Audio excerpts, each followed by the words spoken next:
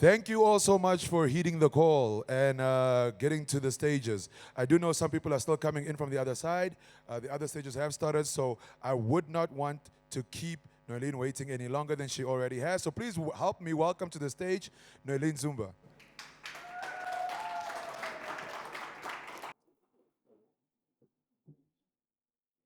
Okay. Good morning. My name is Noelyne Sumba, the founder of Keynote AI. The title of my talk today is a struggle that everyone in this room feels. That is the tug of war between disruption and regulation.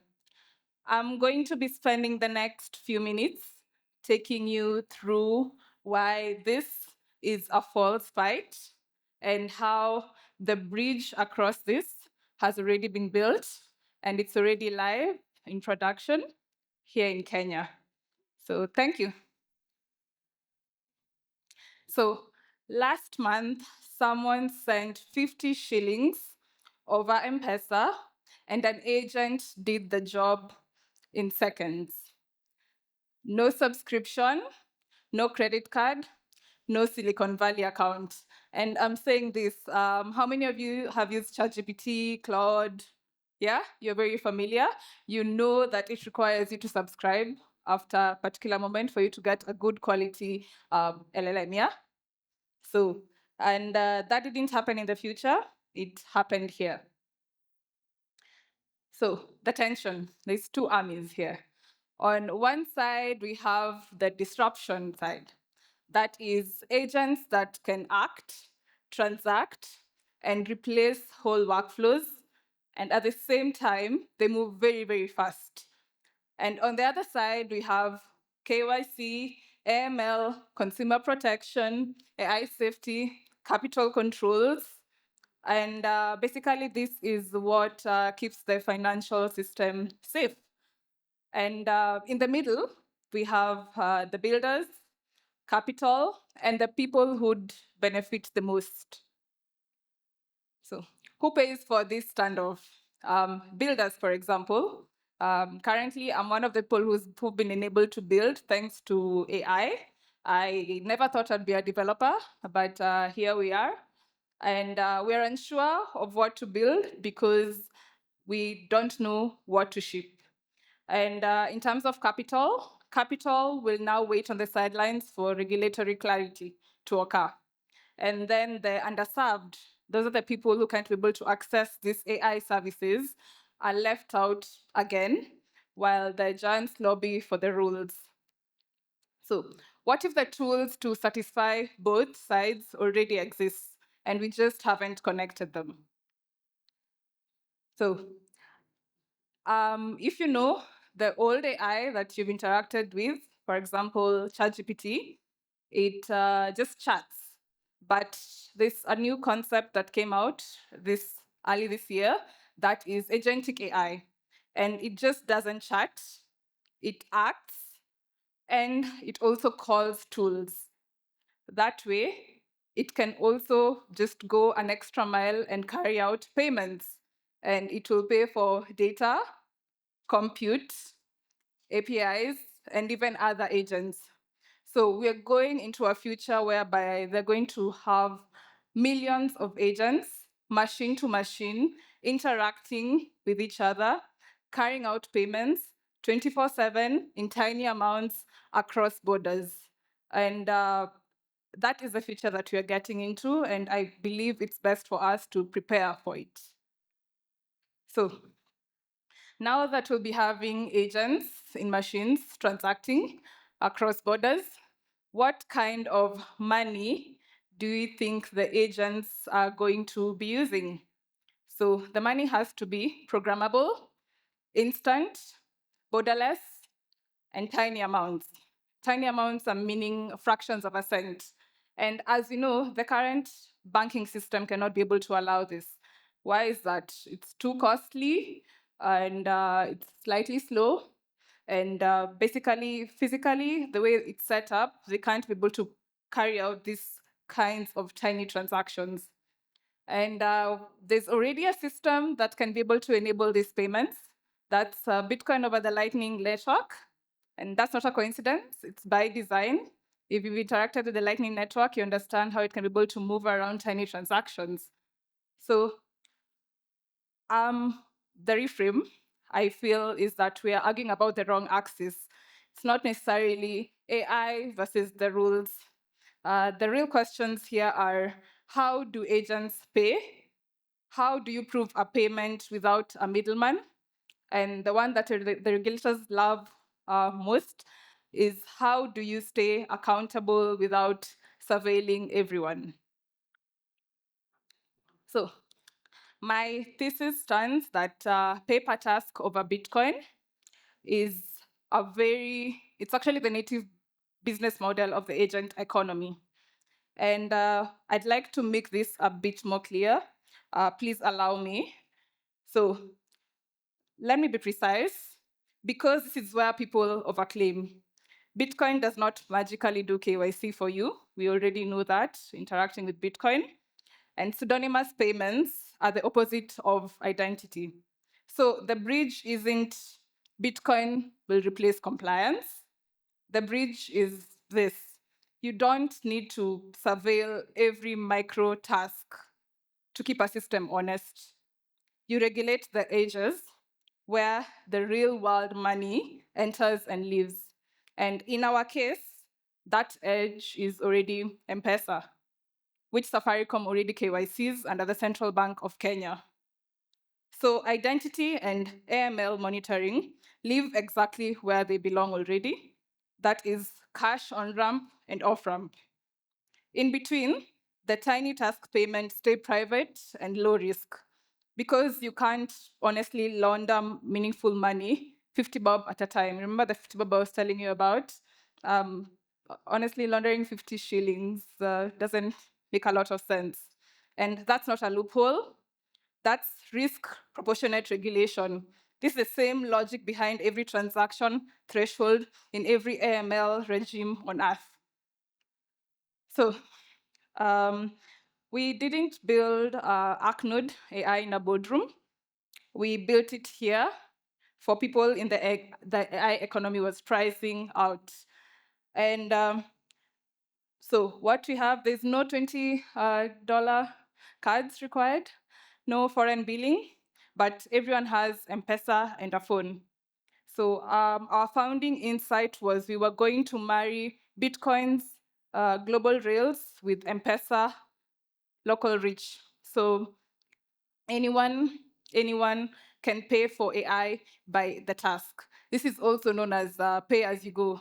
We do realize how the African economy works, and not most of us can be able to afford to spend in subscription for monthly subscription. So you just pay for the task as you go. And who are we building this for? Africa is the youngest continent on Earth. About 70% of Africans are under the age of 30. A median age of between 19 and, if you consider US and China, that's slightly under 40, that's 38. And by the year 2050, we'll be expecting 2.5 billion Africans. Basically, 1 in 4 people in the world are going to be African. So this isn't a niche. It's as I've said, the largest, youngest, fastest growing market in the world. And almost no one is building AI for how they actually live and pay. And I think right now at the point you're at, it's not a matter of question on whether AI is going to be disruptive, on whether we should use AI or not.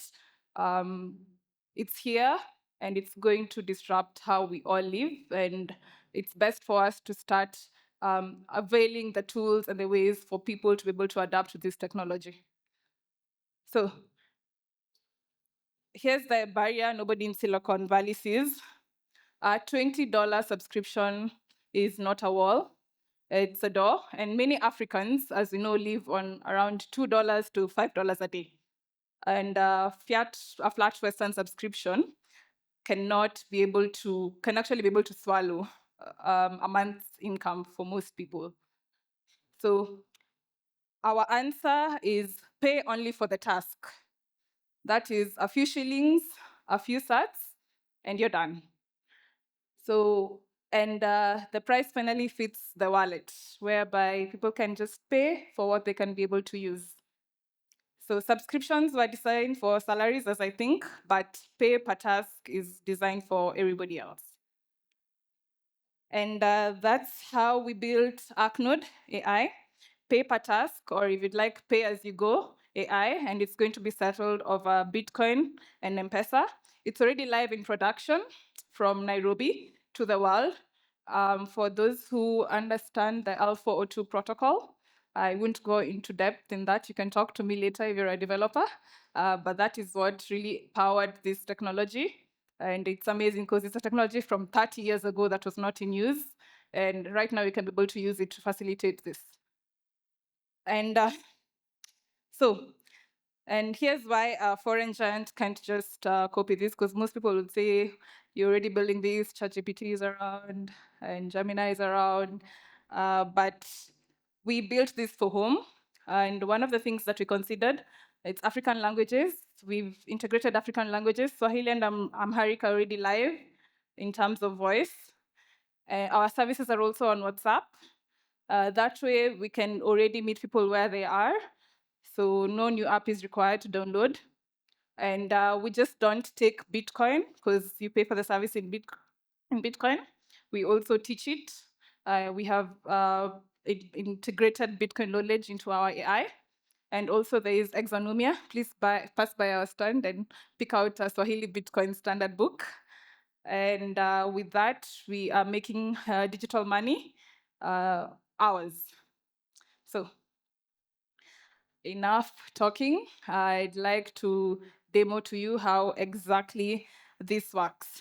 So we're going to start with the lightning top up. That is the first video, please.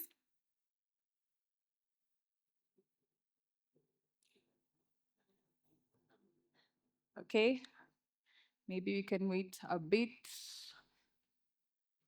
Kindly, can I please have the first video being played? So what we have here on the first side, that is the lightning top up. That is purely payment over Bitcoin. So what you see is we had a lightning invoice generated, and I scanned it and I paid.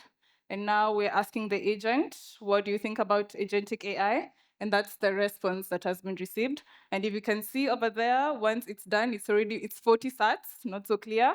It only deducts 10 sats. So what you can see will be left is 30 sats. So 10 sats per query. And yeah, I just told it amazing after it got the response. Remember your thank yous and your please while you talk to AI. And then on the other side, we have the M-Pesa subscription. So with this, I've integrated M-Pesa payment, whereby you pay using M-Pesa. I put my M-Pesa PIN, it topped up. I received the sats in the inbuilt Lightning wallet. And then after that, I prompted the AI. I like the sunrise and the sunset, so I asked it to generate an image of the sun. And yeah, there it goes. It generated the image. So yeah, that's it. Thank you. And next, so this isn't someday, it's already live. We started this in around 3 months ago, and within 3 months, we've already had 231 wallets created and 585 tasks completed. We've had a success rate in terms of, thank you, of 99.3% in terms of the queries being responded to. And as of 3 days ago, we were 460 users. We've already increased from that number since then. That was when I was making the slides. And we got here in 3 months with 0 presence on the Google Play Store. Actually, the IPs we reached were 10,530 within the 3 months, but only 460 users interacted with the platform. So there was no app store, no gatekeeper, just a link, WhatsApp, and word of mouth. And I believe that's the future of distribution that we're going to. though we'll still get it on Google Play Store because it's been on high demand. And another thing, Kenya already knows what it costs when rules are written about us instead of with us. Tomorrow we'll be commemorating one of the effects of that. So my ask isn't to leave us alone, but build it with us. That is to the policymakers. Regulate the harms, not the tools. Help us make sure the next billion get in instead of getting left out again. So where this goes, what we're really building is economic access to AI for the next billion, paid by the task and settled over Bitcoin. So before I leave this stage, I would like to request you to please scan this and run your first task. It's free. I think once you scan it, you can be able to get the 3 free prompts. And for users, scan it and try it now. For builders who'd like to build in the open rails, I can be able to try and talk to you about it. So you can talk later. And for those who'd like to partner with us, please let's talk after. Our platforms are arcnode.ai on each and every platform, but you can also email us at admin@arcnode.ai. So the tag of war doesn't have a winner. It has a bridge, and we built the bridge. Come walk across. Thank you very much. Oh, I have 6 minutes, so right on time. Thank you very much. Yeah.